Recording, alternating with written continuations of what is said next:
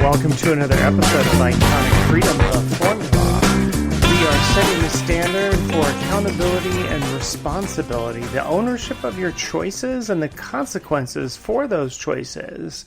Let each care for self, and all will be cared for. No heart, all hollow. When a man's an empty kettle, he should be on his mettle, and yet I'm torn apart. Just because I'm presuming that I could be kinda human if I only had a heart. As for you, my galvanized friend, you want a heart. You don't know how lucky you are not to have one. Hearts will never be practical until they can be made unbreakable. But I still want one. And remember, my sentimental friend, that a heart is not judged by how much you love, but by how much you are loved by others. Goodbye, Tin Man. Oh, don't cry. You'll rust so dreadfully. Here's your oil can. Goodbye. Now I know I've got a heart, because it's breaking. I am unsure how many people out there possibly do not know of the Wizard of Oz story, but I thought those clips were kind of fun. And, you know, they're kind of the title of this particular podcast for this weekend. It's kind of interesting, If I Only Had a Heart, and I was thinking about this during the week, and you know, I started listening to, and I'm going to have a couple of clips later on of Tim Walz and him running for the VP, and he did a short interview with a couple things I wanted to point out. But the thing that occurs to me is that there's something to remember. So we've been brainwashed throughout our entire lives. I mean, you grew up with this film. You grew up with films like Willy Wonka, and, you know, they're all lovely films, and, you know, there's a lot of fun in there. But the thing that always happens, and it happens this time of year, every year, where the Great American Family Channel and Hallmark, they come out with all of their Christmas movies. And the theme for most of them that runs through it is like, you know, oh, your heart, it's all about your heart, it's all about your heart. But you've been brainwashed to not think. You've been brainwashed to not use your logic and your reasoning. You've been brainwashed to have emotion rather than comprehension and cognition. And it was interesting because I wrote down some notes that I wanted to make sure that I covered, because there's a couple of things that I think are worth, you know, reviewing and revisiting at different times. And the things to remember about, you know, the purpose of your emotions are, your emotions are for that moment to allow recognition to whatever is happening in life so that you can do what? Take action. You'll hear people often will sit there and say, you know, well, I just got to this point where I just had enough and blah, blah, blah, and then I did this. It's like, well, and then you did what? You took action. But emotions are an indicator to pay attention for or against something. Doesn't matter what it is. The emotion of enjoying the moment and just wanting to savor it, or the emotion of, I need to get the hell out of Dodge, something's not right about this. What you do with that emotion is where the responsibility lies in terms of what happens from the emotion to the action. And the action is where the accountability and the responsibility then becomes part of the story, your story. Not that we want to hear a story, but just your own personal path and endeavor.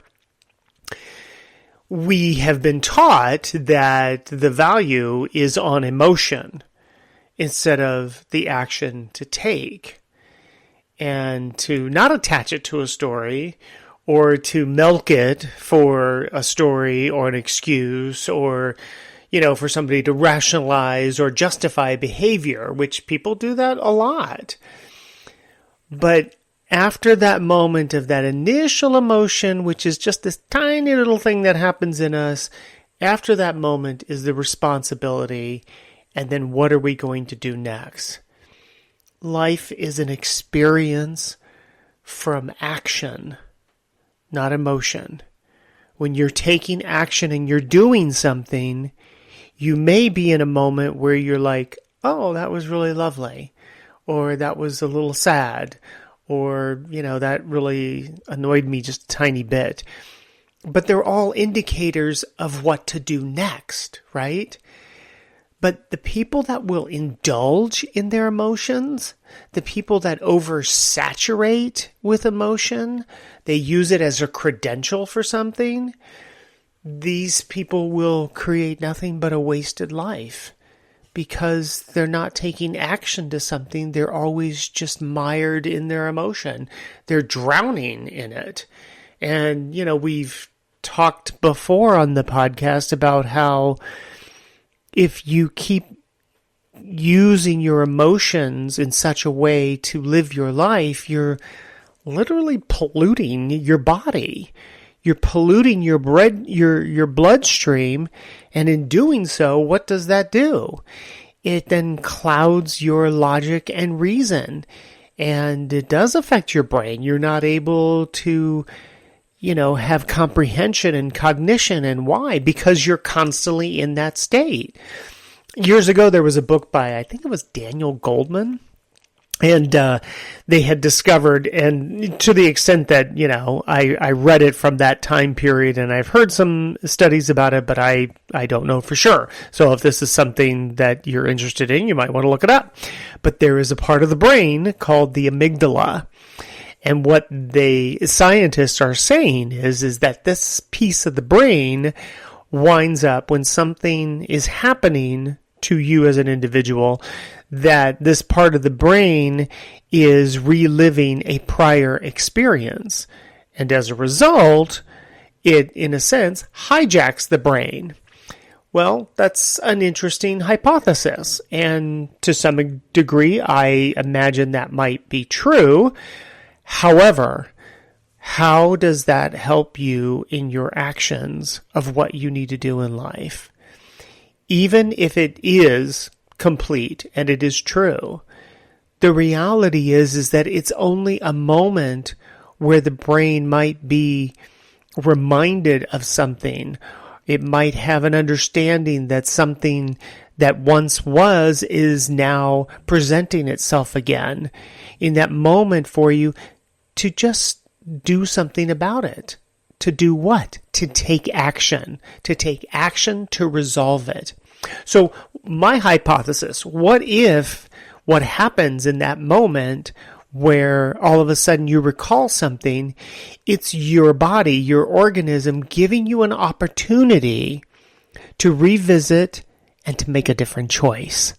What if every single time something like that occurs in your history and it's bringing to your consciousness, the body's bringing it to your consciousness, it's saying, here's another opportunity, make a different choice. There was a movie years ago called Sliding Doors, I think it was, with Gwyneth Paltrow. A great premise. I love time travel.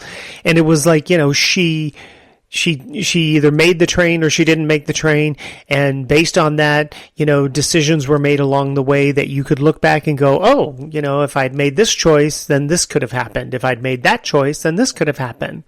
I'm going to circle back to my original statement of, even though something's happening, you're making a choice, you're taking action.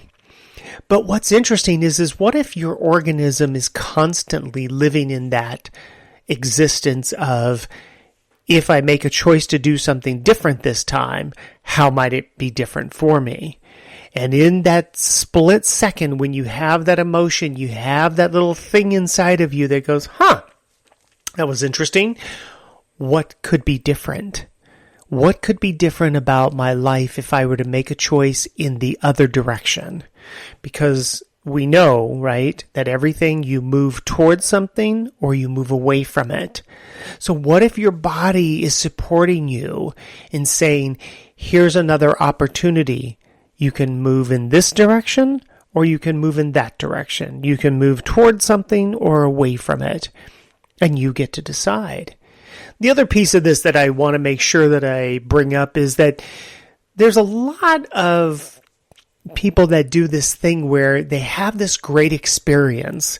You know, they go to Disneyland and they're with their family and it's one beautiful thing after another. And then, you know, they leave and, you know, they're in somewhat of a euphoria of just enjoyment and love and all that happiness and Mickey Mouse and all that good stuff. But then they want to try to recreate it. Instead of just savoring the moment, holding it close to you, just enjoying it, having the memory, whatever the photos, whatever the videos are that you have, instead of doing that, it almost becomes an addiction. Like, I got to do it again. I got to do it again. I got to get another hit. I got to get another hit. What if you didn't do that? What if you just took the experience, which life is a collection of experiences, right? So what if you just took the experience, enjoyed it, and just thought, okay, so, you know, now I can make another great experience and see what that's like, and continue to make your life a collection of experiences. What if you did just that? So part of this podcast that I want to make sure I talk about when, you know, we're looking at these next clips that have to do with the politics and the election and all this shenanigans. But I want you to cross-apply it, if you would, to other things that you watch, to other things that you see, to where people want to brainwash you into thinking that it's all about the heart, it's all about the feels, it's all about the emotions. But all of that does is mire you in self-inflicted victimization. You don't self-correct. You stay lost in this place like the Wizard of Oz, where you can't get out of it. And it's all about just reliving one emotion after another, one self-inflicted victimization after another, and constantly hurting yourself because you can't resolve things. And so then what happens when you don't resolve things? Then you start, you know, polluting your bloodstream, your brain, your comprehension, your cognition. You start polluting your life, your experiences. Everything is through that filter. You don't get to enjoy anything because that somehow, somewhere, that victimization is going to rear its ugly head, and you never know when. And then when it does, it becomes all about that moment and you can't get out of it. And then you want everybody else to take care of you, and you want everybody else to feel bad for you, or you want everybody else to take care of you and take care of your feelings and try to get you out of it. It's like, oh my goodness, who could do that? Who could do all of that stuff? Who wants to do that? And after a while, I mean, you've been in friendships and relationships, right? Where the person just complains endlessly about this choice and that choice. It's like, listen, stop blaming your choices. Stop blaming your position in life on the poor choices that you're making. Listen, it's one thing that you've been brainwashed. It's another to stay in it and make a choice to stay in it. So I just want to point that out before I move into these next couple of clips, because I think they're kind of funny. But boy, they make the point of how people then will use their emotion to manipulate you. How to get you to feel sorry for them, how to get you to ease up on them, how to get you to give them a pass, and, you know, to just, you know, not question them. And if they're having a feeling about something, or they're having an issue about something you said, that all of a sudden you're supposed to stop what you're doing and shift what you're supposed to be saying and doing because they can't manage themselves. I say, do not do that. And Vice President Harris said that she told you to be a little bit more careful on how you say things. Well, I did it, you know, even the other day of just speaking passionately about these gun violence situations and meeting with these survivors. I've sat in the room with the Sandy Hook folks, a friend with David Hogg, who's been an activist on this. People know in that, and then that gets spun in that, well, he didn't say something true. It was very clear that I was talking about these veterans, very clear that I wear, you know, I wear my emotions on my sleeve, and I do think in these positions, whether it be governor or being vice president of the United States, you do need to be careful. You do need to be a little more thoughtful on it. And I think what you see is, as someone who's been in classrooms a lot, been around coaching a lot. I speak passionately, and I think doing that, you need to combine the two. And I think that's what I think folks know who I am, and I think they know the difference between someone expressing emotion, telling a story, getting a date wrong rather than a pathological liar. I don't want this moment to go by without saying this. You are unhinged and incapable of leading if you are driven by emotion. Emotions are unreliable in reality and in positions of powers especially, and they are dangerous when you are called upon for guidance. A couple of things I want to point out about some of that dribble that comes from this guy, and that is that he says, I wear my heart on my sleeve. I know you've heard this before, that people have said this. And again, it's just excuse making. They want you to forgive them. It's why people want to tell a story. They want to manipulate you. They want to tell you, I have to go do this, or wow, this has been so tough for me. Is like, they just want to give an excuse. They want justification, rationalization for their behavior, their emotional behavior, and they want you to excuse it, right? And then he says, I speak passionately. No, you don't. What you do is you use whatever's going on in you emotionally, and you try to manipulate people by weaving your emotions into a story in order to try to make the story more palatable, more palpable, and, more accepted to people. Because nobody wants to be the person that says, I'm cold, and, I don't care, and I'm uncaring. And a friend of mine once telling me that a boss of his said that you don't have enough forgiveness in your heart. And I thought that was so, not about me, about him, but I thought it was so funny that it's like somebody wants this all to be about emotion and the feels, and emotion can be about manipulating people rather than what emotion is really about, which is it's a little indicator to you what needs to take action. They're not forwarding the conversation. They're not forwarding the policies of things that need to get done. We don't care about his story. We don't care about her story. How many times now have we had to listen to, I was born, a middle-class kid, blah, blah, blah. Who cares? I was telling my friends today, concrete and specifically, tell us what you're going to do. People want to get into conversation about anything. Think of it in your mind. Are they telling me things concrete and specific about what I can do? Because that's where your life exists. In that moment where you have that little indicator, that flashpoint that we've talked about, and in that moment you know all you need to know, and then you can move towards something or away from it. And in doing so, you do what? You take action. Emotion will do nothing else for you except to move you to action. So then the question I would ask myself, as I did years ago, and I posit to you to ask yourself is, how long are you going to live in that emotion before you take action? And if you've got a friend that you're hanging out with who's having, girl trouble, boy trouble, whatever it is, that's the question I would ask. How long are you going to suffer in this? All right, what are you getting out of suffering? Self-interest. What is it that's going on with you that you want to stay mired in this suffering, that you want to stay, bunched up and tangled up and webbed in all of this stuff of emotion rather than taking action? And from every movie that you've ever seen where there's been that moment of transition for a person that they've reached saturation, and then they say, I did this, which means what? I did action. I took action.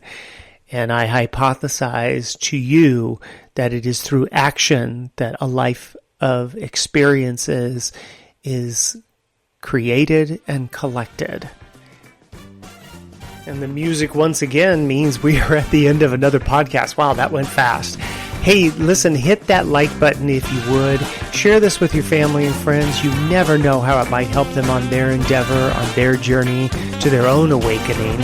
All the fun links are down below, and I will see you next week. Let each care for self, and all will be cared for.